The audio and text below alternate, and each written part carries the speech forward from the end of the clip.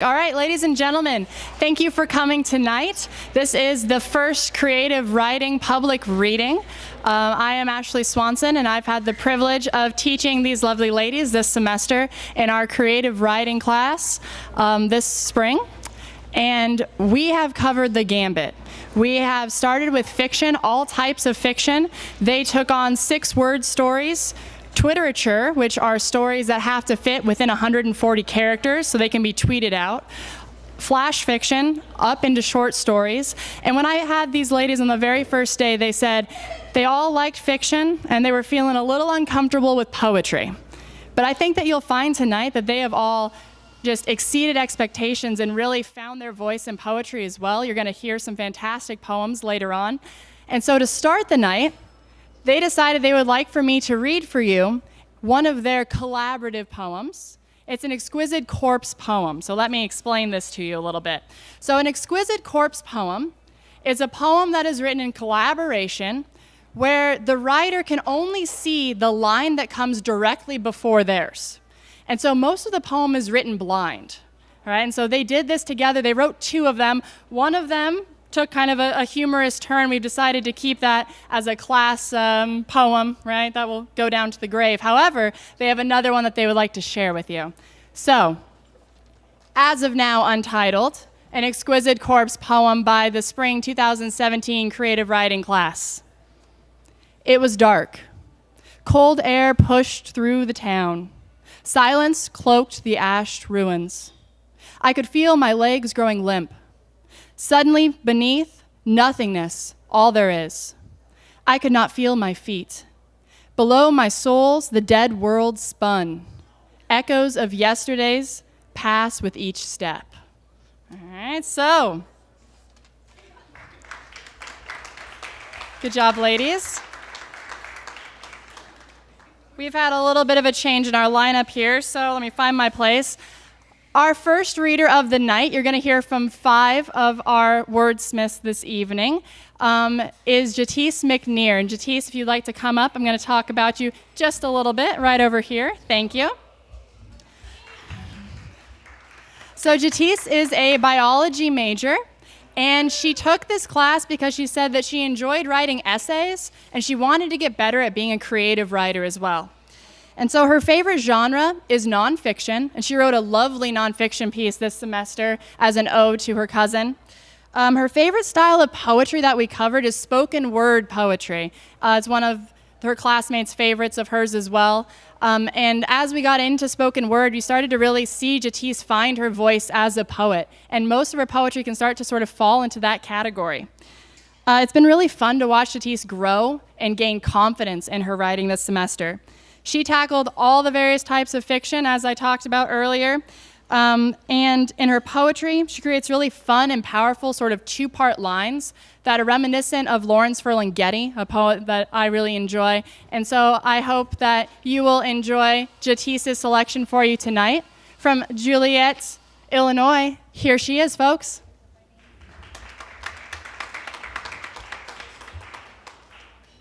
Hello.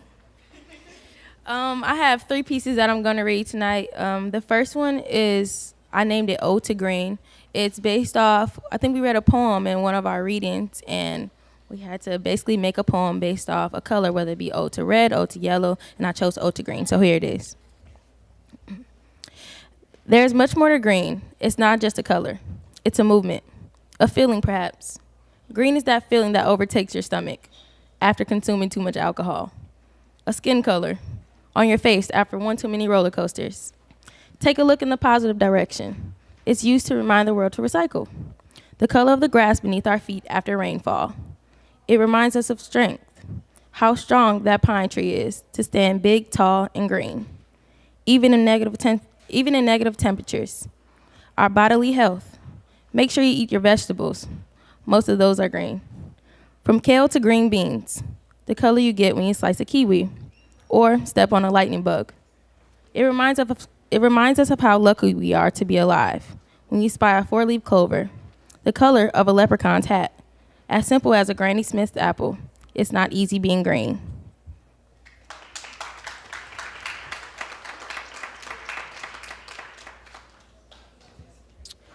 My next poem is Floatation.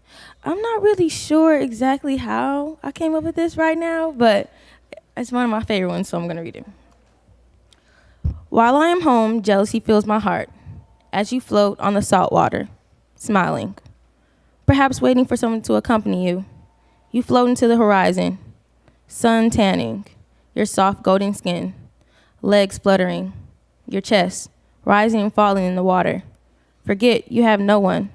Feels like forever. You are on top of this world, floating painlessly.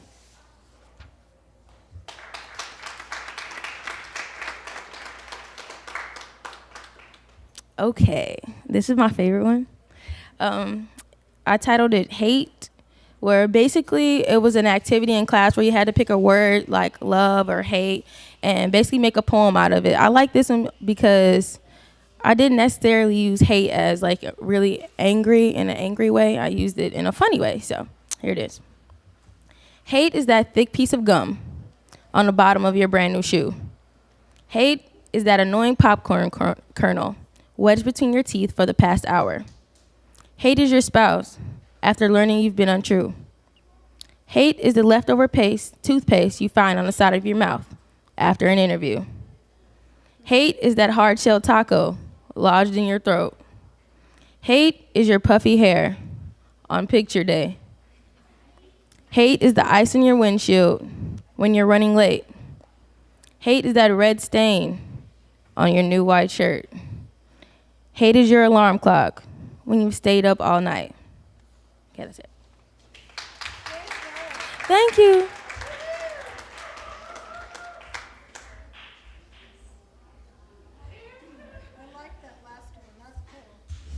You're getting props from this side of the room there, Jatisse. You really enjoyed that last one. All right, guys, our second reader of the night is an Oski native. She is a recent convert. She was an English education major, and she has now switched to being strictly English with a minor in journalism. All right. Rosé really loves surprising people with her writing. It's one of the reasons why she decided to take our creative writing class. She hopes to one day have a piece published, and I would say she's well on her way. She submitted several of her pieces that she wrote this semester to many journals, and so we look forward to hearing which one decides to pick up some of her work. Her favorite style of writing she calls dark with a twist, and her favorite writer is fittingly Sylvia Plath. She has really enjoyed the poetry this semester, which, as I said earlier, was a bit of a shock, I think, to all the ladies. They were thinking they were fiction writers, and they have now also found some poetry voice as well. Her classmates call her writing short, twisted, abstract, daring, and symbolic. There's no subject matter that is too gritty for Rosé to tackle, and what I enjoy about her writing is her ability to twist the ending of her work to work in some of her dark humor. So ladies and gentlemen, from right here in Oskaloosa, Iowa, Rosé de Geest.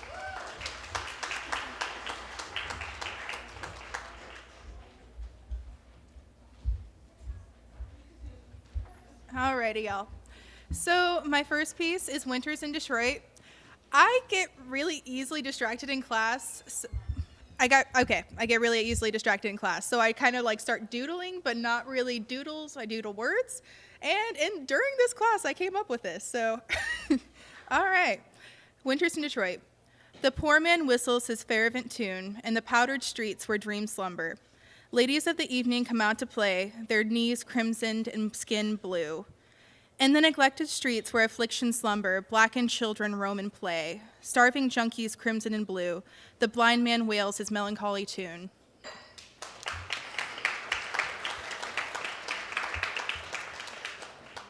All right, so this actually I wrote in a history class because I got distracted again. So I decided to do a bunch of haikus about drugs. All right, so the first one is heroin. Numb river flows red, the mountain sways light as air. Water conquers rock. Then I did one on marijuana. Dazed swine, clouded eyes, heavy of mind and body, paranoia stirs. And then acid. Buttons so shiny, once pushed, wires spark rhythm, colors become one. And then a last one on meth. No hunger can live in a home of desperate sin, life crawls under skin. All right, so this actually I wrote in a history class because I got distracted again. So I decided to do a bunch of haikus about drugs. All right, so the first one is heroin. Numb river flows red, the mountain sways light as air. Water conquers rock. Then I did one on marijuana. Dazed swine, clouded eyes, heavy of mind and body, paranoia stirs. And then a last one on meth. No hunger can live in a home of desperate sin, life crawls under skin. All right, so now I did my fiction piece, actually. So I loved the book Lovely Bones as a kid. It pictured the afterlife as this kind of like some type of imaginal world, like this other reality where you basically have to go before you pass further into like a heaven. So I'm like, what happens if you go to that and you're not quite aware that you're in that stage? So I wrote a story about it. Alrighty. Beams of light gently brushed Susie's face, coaxing her to wake. Although she was covered in heavy blankets, her body felt cold and stiff. She shifted her attention from her cold skin to her comforting stuffed animals. Occasionally, she lovingly squeezed them, thinking fondly of past memories. Susie is 18 years old and will be off to college where she can start her new journey into adulthood. Although the thought of leaving the coziness of her home frightens her, the endless possibilities of what is yet to come gives her a rush of excitement. Susie slipped out of bed, quickly got ready, and descended down the stairs for breakfast. Each step pierced the air with a high-pitched creaking sound. At one point in time, she found that noise terrifying, but grew to associate with the comforts of home. At the bottom of the staircase, one step seemed to be different. Instead of making the same creaking noise that it always made, it made a short, high-pitched beep. Although this puzzled Susie, she continued to the dining room. Susie already knew what she would find in the dining room. Her dad would be sitting at the head of the table with a newspaper in his hands, and her mother would be in the kitchen putting the finishing touches on a delicious breakfast. Every morning was the same routine, and this day was proving to be no different. Susie's father looked over his paper and smiled warmly at her. "Good morning, Jellybean," her father said while putting his newspaper down. Although her father was now has deep wrinkles and thinning gray hair, his smile remained just as infectious as it was when she was a little girl.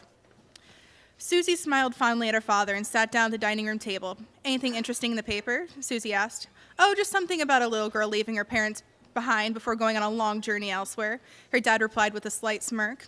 "Oh, you mean the one where the girl meets lots of college boys and lives happily ever after?" Both exchanged a lighthearted smile while the faint beep echoed throughout the house. Before Susie had a chance to ask about it, her mother walked in carrying giant platters of eggs, bacon, and toast. "Please tell me my baby girl woke up this morning and decided to stay my baby forever," Susie's mother sang as she placed the platters on the table. Susie continued smiling and rolled her eyes at her mother.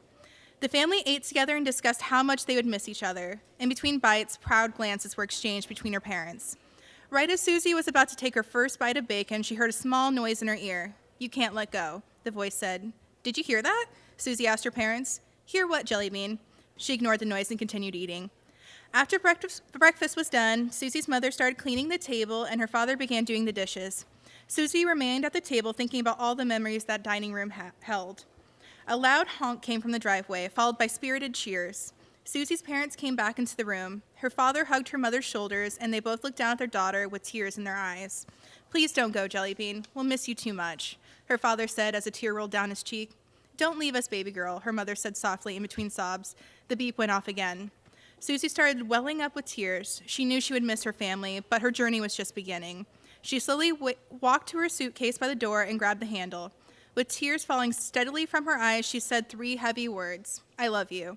She turned away and went through the door. The beeping grew longer as Susie left her old life behind. That's it.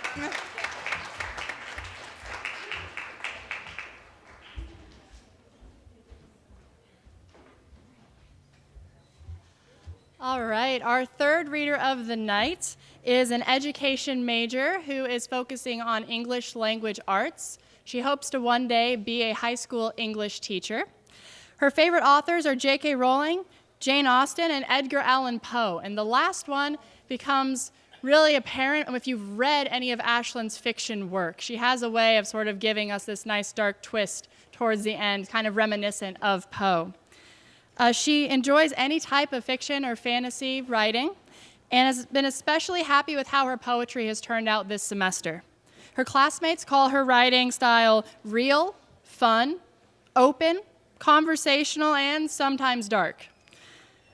Ashland creates great plots for her fiction, coming up with twisting ideas easily off of in-class prompts, and something that I enjoy about her writing is that she's not afraid to get personal in her poetry, to take on matters such as death and mourning, and just as easily switch to lighter affairs, such as one I'm sure we'll hear about here in a moment in her poem, House Cat Confessions. Ladies and gentlemen, from Mason City, Iowa, Ashland Hubbard.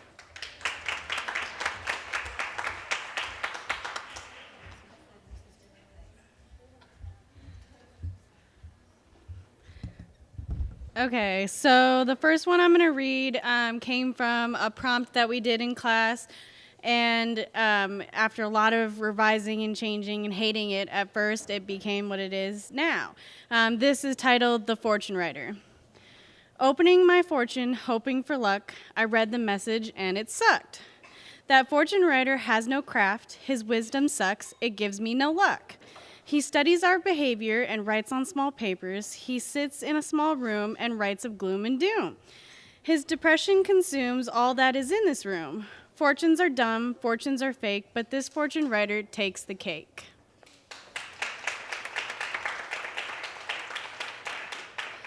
Okay, as mentioned by Professor Swanson, this is House Cat Confessions, another one that came from prompt, and because I work at the local animal shelter, so I happen to know a lot about cats. So this is House Cat Confessions. If my poop stinks, you must clean it. If my food bowl is empty, you must fill it. If my tummy needs petting, you must pet it. If my nightly howls wake you, you must listen. If my claws are sharp, you must trim them. If I run away, you must come find me. If I get pregnant, you must keep my kittens. If I bite you, you must stop petting me. If you ignore me, I will destroy you. If you let that dog inside, I will smack him. If you leave that glass on a table, I will break it. If you leave me outside, I will cry all night. When you love me, I am yours. When you love me, I will stay. If you love me, your cat I become.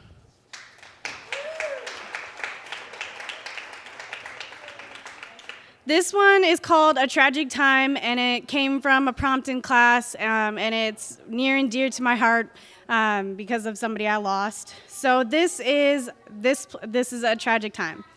This place was happy, this place was family, this place turned tragic in an instant. We almost lost her, that car accident, that hospital, that was never supposed to happen. All those tears, all that pain, it took her life away. All that time in a coma, all that time with that worry, it left you with cancer, it left us waiting to say goodbye, waiting for you to die.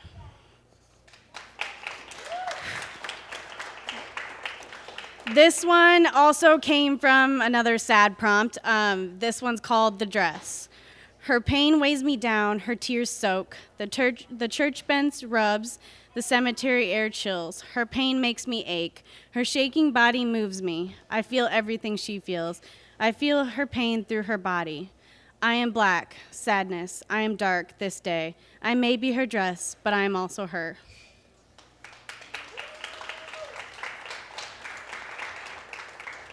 This last one came from out of nowhere. It actually appeared in my set of works, and I'm not quite sure where it even came from, and we spent a long time trying to figure it out, and it never came to us. So this one happens to be Professor Swanson's favorite of mine, so I enjoy it too. This is called Cold Dreams. Ice covers the long lawn. Grass, water, last night's leftovers. Cold enters the land. Winter. Ice, snow, winter is long. Dead trees all over, plants with no leaves anywhere. Darkness blankets all the land. Night, dark, time stands still. No souls in sight, ever sleeping. Sleep, dream, everyone is sleeping. Thank you.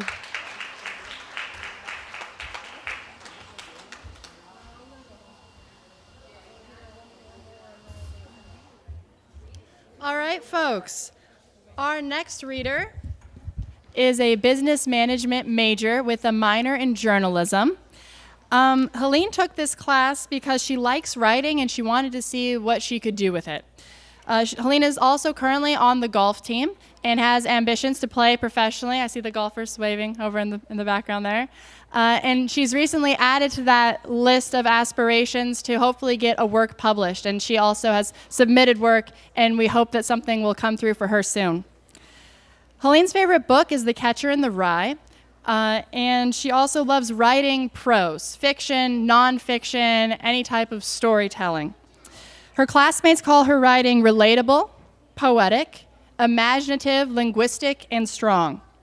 Helene creates funny and heartfelt, well-rounded characters that grab the reader's attention, and in her poetry, her diction creates a cadence that elevates each line.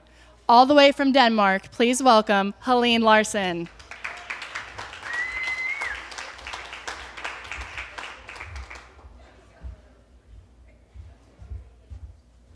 All right. I brought 3 pieces tonight. I brought 2 poems and a fiction piece. It's a flash fiction piece, so it won't be that long. Don't worry. But I'm going to start you off with another funny animal poem. This one is a few wise words on the simple life. I call it Life Advice from a Pig. Ask no questions, just enjoy. They will ask nothing of you. Take the food they supply, munch your way through till you fall on your side just like that. Spend your days in the pigsty, roll in the mud, ask no questions, enjoy. Sleep when you want, be lazy, get fat, enjoy that you are here. Have a snout, let them hear your grunt. Do it again, enjoy, ask no questions.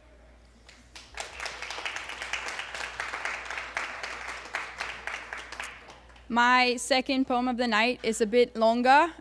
It's from a certain form. It's a form poem called a sestina, so maybe you'll sense that throughout.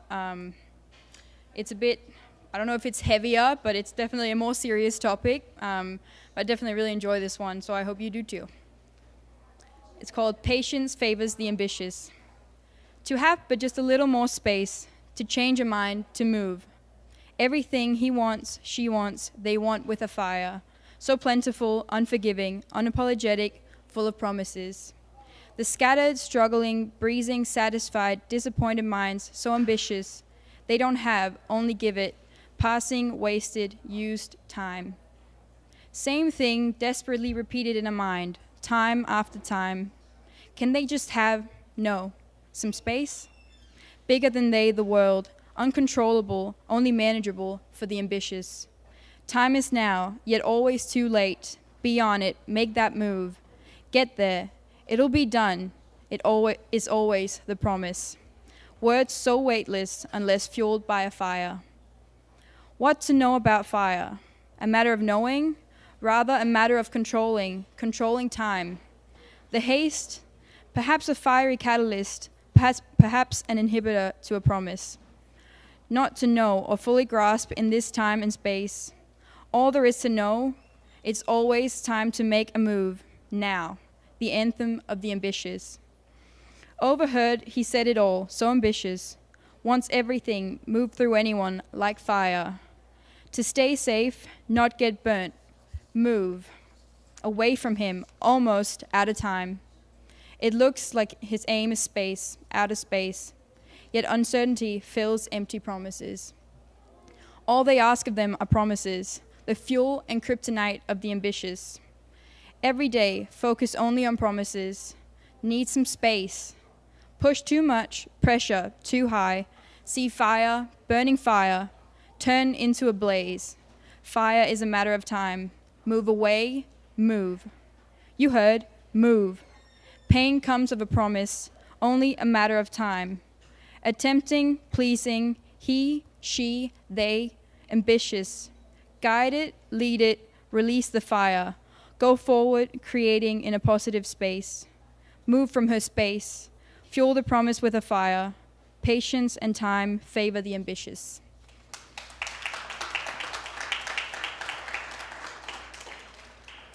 All right, so my last piece, again, something very different. This is flash fiction, which means it's a fiction piece, but it's less than 1,000 words.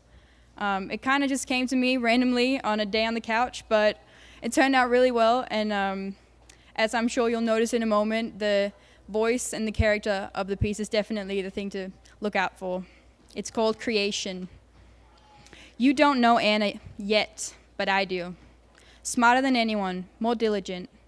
Really, when I think about it, it's surprising how easy it was to break her, turn her, get her the way I needed her to be. She isn't all that pretty, but she has her moments, and put in the right situation, she shines like the rarest black diamond ever seen. Some days, I wish I'd never seen her. I wish she'd remained just how she was, just out of curiosity and perhaps the odd stroke of conscience. Then I think of all the fun I would have missed out on, and I feel so much better. All the fun she would have missed out on. She acts like she isn't having the time of her life, but I know she's lying. I know her. I know her better than she knows herself. And I know this was inside her all along. That's why I'm curious. I wonder how long it would have taken for her to get there herself, if she didn't even ever let it out. She might have just kept it in, compressed it. It might have consumed her in the end. Small town girl, only 16 years old.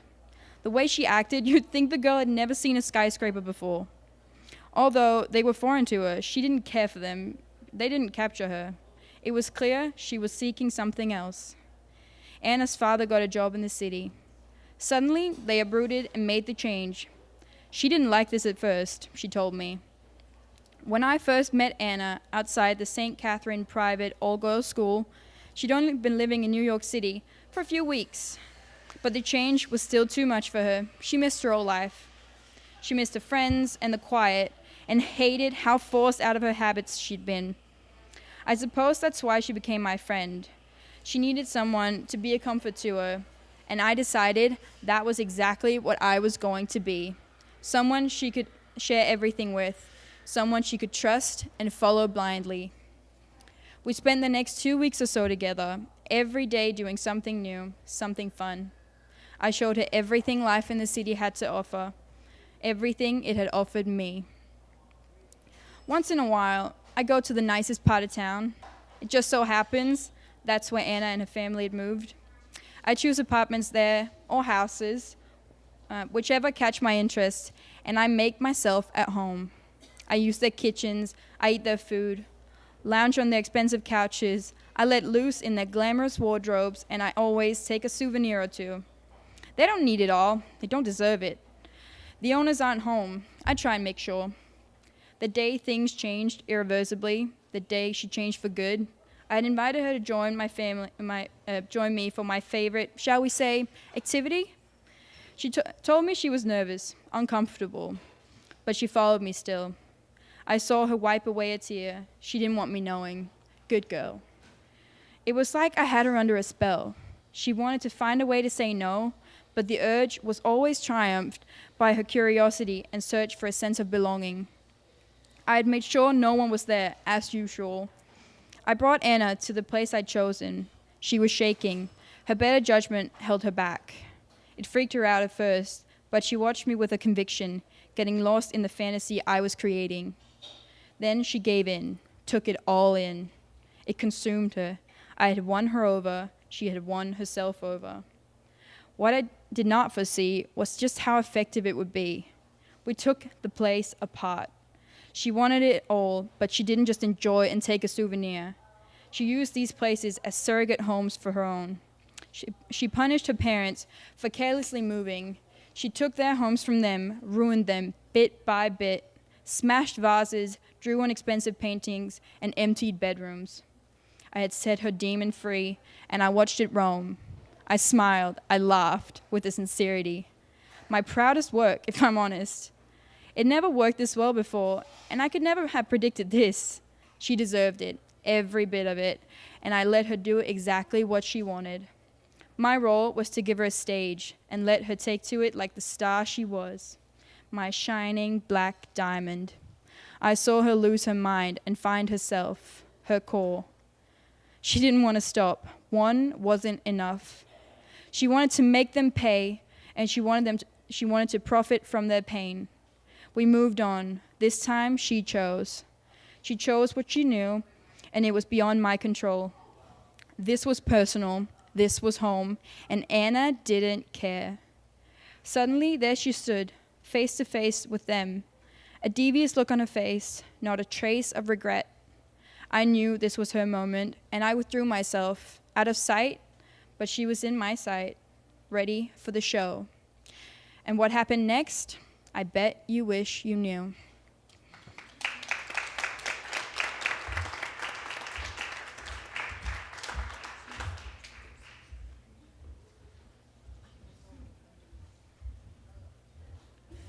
All right, our last reader of the night is a digital communications major with an emphasis in journalism and a minor in English. Sabrina hopes to one day be respected and known in the field of journalism, and I would say she's well on her way. She's always entrenched with things in our digital communications program and is currently editor of our campus newspaper, The Chronicle. Her favorite writers are J.K. Rowling, John Steinbeck, and Emily Bronte, and her favorite books are Wuthering Heights and The Grapes of Wrath. She has liked poetry, but wasn't really comfortable writing it before this semester and has really come into her own voice there. Her classmates say that Sabrina's style is narrative, realistic, thoughtful, fun, and intellectual. I've enjoyed watching Sabrina grow as a creative writer, and in her fiction creates tension that makes you need to turn the page, and in her poetry, she takes you on a journey, step for step, along with her. So from Chandler, Arizona, please welcome Sabrina Bryan.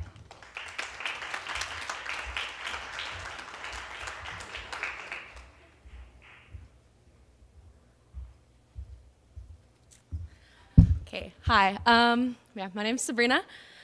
This first poem is called Light. It's something that I worked with a little bit before this course, but I wasn't ever really comfortable with it. But with the feedback of Professor Swanson and my peers, I was able to work it into something that I'm actually really proud of, so decided to share that. Again, this is called Light.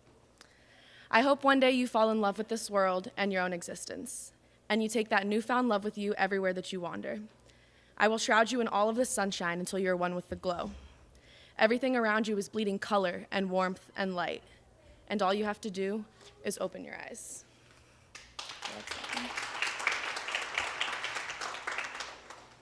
Okay, and this one is about an experience I've had. It came from, actually, this is, I think, the only poem I wrote this semester by myself without aid of anyone in class that I was comfortable with, so that's pretty cool. It's called You, Me, Us. So, happiness is waking up from a dead sleep to feel your arm still around my middle. Happiness is the light in your eyes. Happiness is knowing that we're gonna spend the night the way that we like best. Undercovers in love. Happiness is you.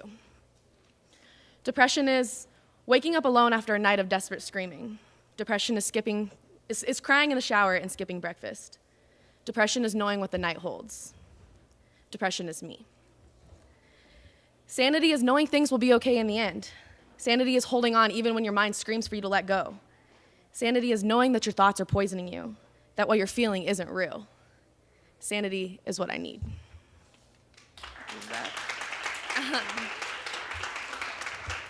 And then this one's a little bit different. This is a piece of prose poetry. I wrote it in class. It actually started as a fiction piece, and it kind of just worked its way, had quite the journey. It's about where I'm from. I'm from Phoenix, and that place is like the world to me. That means everything. So it's just a little bit about how I feel about home. Hopefully you guys can see what I see. There's nothing like an Arizona sunset. The sun dips below the distant mountains, and the sky explodes with color. Rich pinks, vibrant oranges, and the deepest purples streak the sky. Beyond breathless, every time. Cotton candy skies across the horizon, as far as the eye can see. Simple houses in earthy tones line the streets, red roofs in perfect unison. Tall palms and mesquite trees decorate gravel front yards. No grass. Ancient saguaro cacti mark an older area, centuries of growth here in this soil. Outside the valley, miles and miles of desert stretch. Mountains rise from nothing, and wild animals roam. Some might look at this harsh landscape filled with grays and browns and reds and see nothing but desolation, but a true Arizonan sees beauty in the unforgiving. The scorching air and dry dirt, these are foreboding things, but there's been a miracle here. An oasis has been made in the middle of this land. Like the animal it was named for, the city of Phoenix has risen from the ashes and given birth to new life in the middle of the dead world until it teemed with life.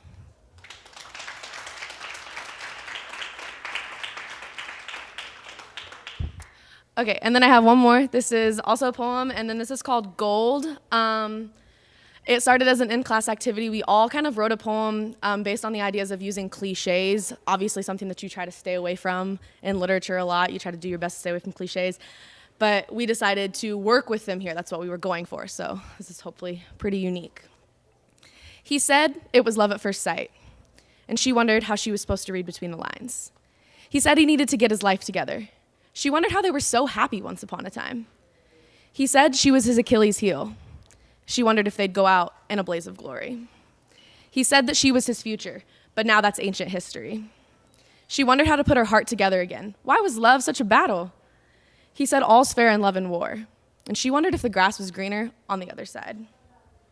He said they would worry themselves into an early retirement. She wondered if an early grave might be better. All that glitters is not gold.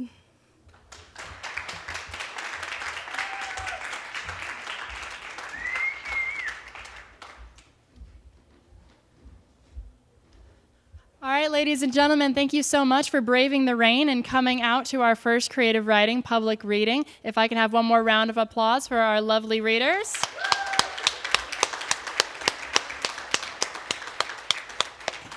Thank you very much. Enjoy your evening.